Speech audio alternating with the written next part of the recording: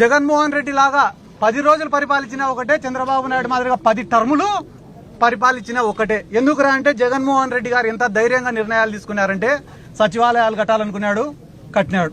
ఆర్బీకేలు కట్టాలనుకున్నాడు, కట్టినాడు. Health సెంటర్లు కట్టాలనుకున్నాడు, కట్టినాడు. Medical కాలేజీలు నిర్మించాలనుకున్నాడు, నిర్మించినాడు. 3 లక్షల కోట్లు ప్రజల అకౌంట్లలో వేయాలనుకున్నాడు, వేసినాడు. కానీ ఈడ చంద్రబాబు నాయుడు ఏదన్నా పని చేయాలంటే వెంటనే పవన్ కళ్యాణ్ చూడాలి, చేద్దామా వద్దా అంటాడు.